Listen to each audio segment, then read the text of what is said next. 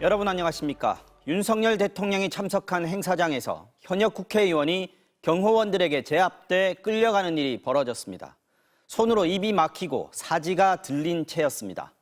끌려나간 진보당 강성희 의원은 국정 기조를 바꿔야 한다고 대통령에게 말했을 뿐이라고 했고, 대통령실은 경호상 위해를 가할 만한 상황이라고 판단했다고 설명했습니다. 어떤 상황이었는지 보시죠. 박윤수 기자입니다. 전주에서 열린 전북특별자치도 출범식. 축하를 위해 참석한 윤석열 대통령이 이 지역 국회의원인 진보당 강성희 의원과 마주합니다. 악수를 나누는 것도 잠시. 뒤돌아선 윤 대통령을 향해 강 의원이 목소리를 높입니다. 이러시면 안 됩니다, 대통령님. 국정 기조를 바꾸셔야 됩니다. 곧이어 경호원들이 에워싸고 입을 막고 끌어냅니다. 팔과 다리가 붙들리고 몸통이 공중에 들린 채 옮겨지던 강 의원은 그대로 행사장 밖으로 쫓겨났습니다. 대통령하고 악수하면서 말 몇 마디 건넨 것이 대한민국 국회의원을 사지를 들어서 바깥으로 내쫓아야 되는 일입니까? 강 의원은 국정기조를 바꾸지 않으면 국민들이 불행해진다는 말을 한 게 전부였다고 주장했습니다. 날선 비판보다는 국민의 마음을 담은 통상적인 인사를 전하려 했을 뿐입니다. 그런데 그 한마디가 그렇게 듣기 거북했습니까?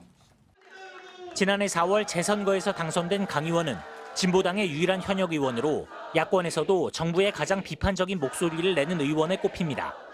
만약 윤석열 대통령이 국민의 뜻을 거역한 채 또다시 거부권을 행사하고자 한다면 국민들은 더는 참지 않고 정권 퇴진을 위해 일어설 것입니다.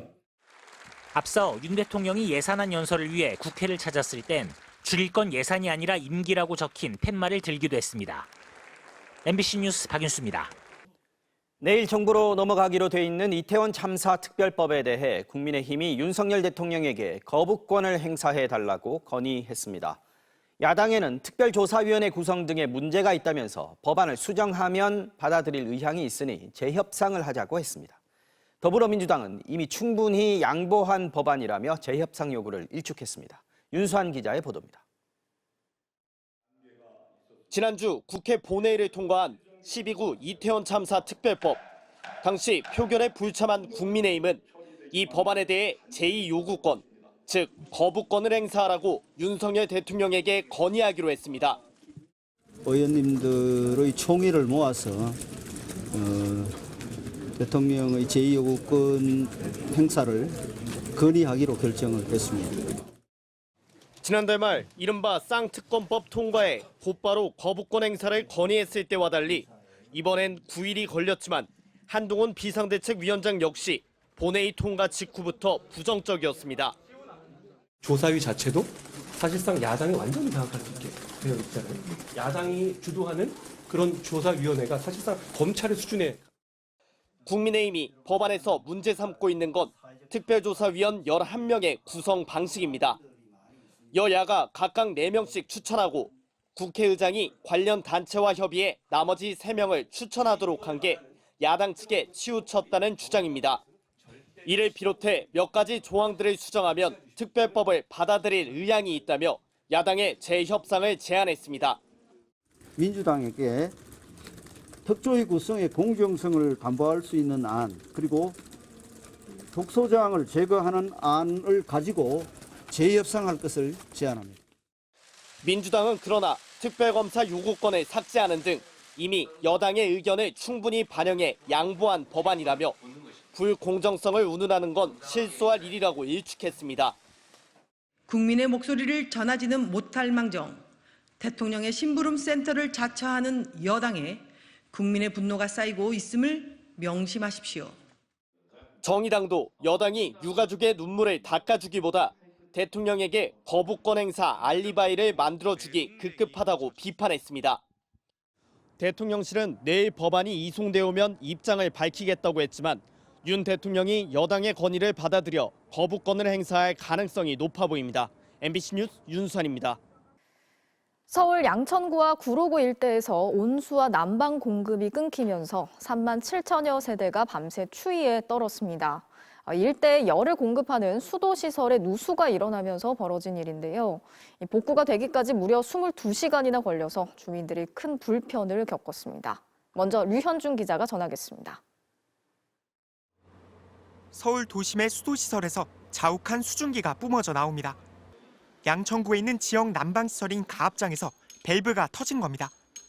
가압장은 온수에 압력을 가해 멀리 떨어진 주거단지까지 밀어보내는 시설입니다. 그런데 어제 오후 펌프와 연결된 밸브를 수리하던 도중 하단부 파손으로 물이 터져 나왔고 최고 100도에 이르는 뜨거운 물이 가압장을 가득 채운 겁니다. 가압장에서 더운 물을 공급받는 집은 밤새 난방까지 끊겼습니다.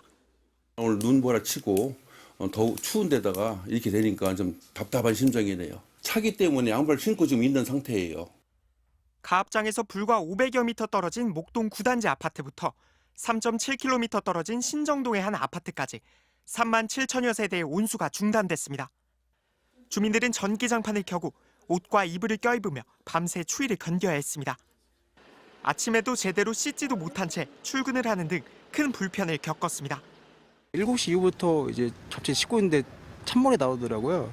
오늘 아침도 안 씻고 이렇게 출근하고 있어요.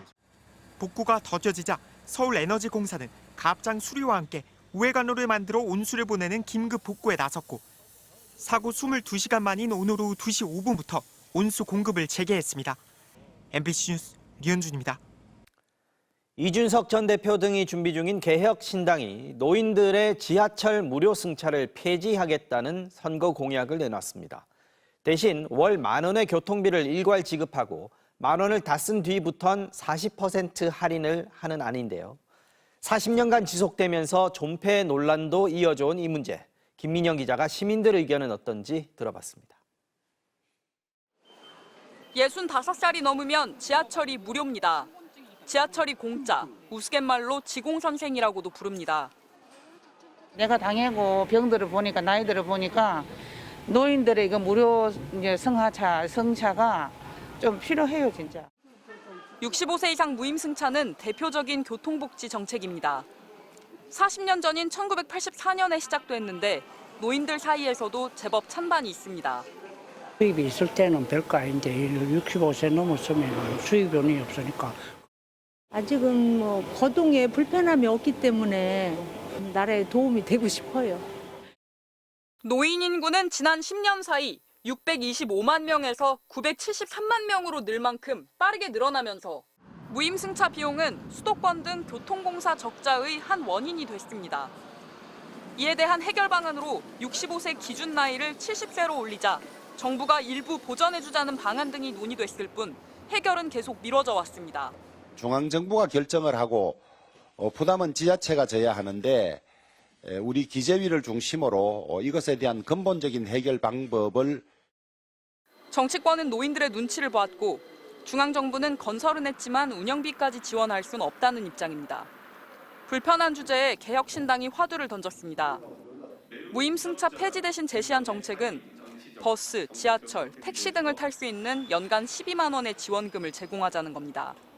12만 원을 다 쓴 뒤에는 청소년처럼 40% 할인을 해주자고 했습니다. 도시철도 운영기관의 부채로 남게 되어 미래 세대에게 전가되고 있는 비용입니다. 현행 무임승차 제도가 전철이나 지하철이 있는 수도권 등 지역 노인들에게만 주는 혜택으로 공정성에 문제가 있다며 무임승차 제도 변경은 논쟁적인 사안이지만 30년 뒤를 바라보는 정책이라고 했습니다. 세대별로 의견이 갈릴 사안으로도 보이지만 꼭 그렇지 않다는 의견도 있습니다. 무임승차는 국가가 책임져야 할 이른바 착한 적자라는 생각도 있습니다. 저희들도 결국은 다 언젠가 노인이 될 입장이고 해서 지하철 이용하고 어디 이동하고 이런 거 기본적인 인권적인 것에 좀 포함된다고 생각. 돈적인 문제로만 볼 게 아니고 우리 사회가 수고하신 노인분들을 부양하는 것도 해야 될 책임이라고 보기 때문에. 무임승차가 노인들에게 주는 의미는 단순한 교통비 절감 이상의 의미도 있습니다. 일일이 돈 내고 댕기려면 아무래도 신경 쓰이지. 자꾸 활동을 해줘야 되거든. 몸을 계속 움직여줘야 되고 밖에 나가서 이렇게 자연 환경도 보고. 일률적인 정책이 아니라 소득에 따른 대책이 필요하다는 의견도 있습니다. 이 노인들도 너무 없는 사람들 이렇게 조사 안에서 이렇게 좀 해야지 있는 사람들은 아무래도 좀 이렇게 내고 그래야지. 지속할지 변화할지 무임승차 논의가 정치권에서의 논의를 앞두고 있습니다. MBC 뉴스 김민영입니다. 지적 장애가 있는 18살 미성년자를 성폭행한 남성에 대해서 경찰이 증거물조차 확보하지 않는 등 제대로 수사를 하지 않고 있다는 소식을 전해드렸는데요. 이 피해 학생은 8년 전에도 성범죄 피해를 당했는데 당시 경찰이 납득하기 어려운 수사 때문에 범인이 달아났던 사실이 드러났습니다. 박성화 기자가 단독 취재했습니다.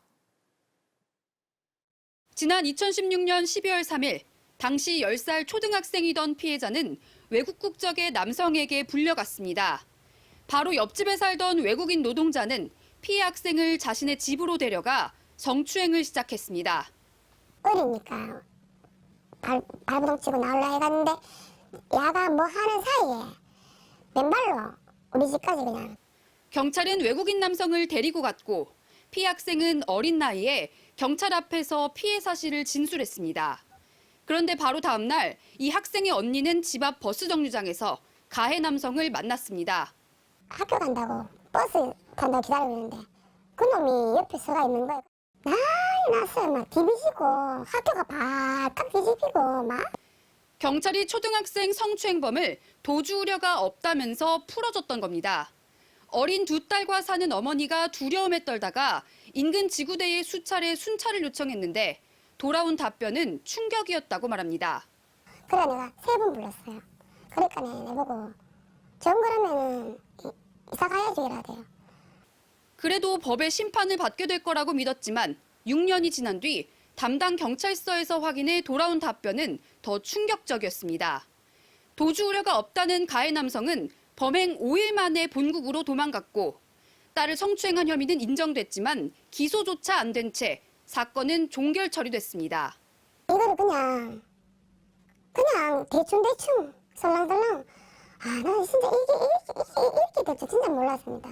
어머니는 이미 트라우마에 시달리던 딸이 또 성폭행을 당하며 더 큰 고통을 겪고 있는데 경찰은 또 8년 전처럼 미온적인 태도로 수사를 벌이고 있다면서 보다 철저한 수사를 촉구했습니다. MBC 뉴스 박성화입니다.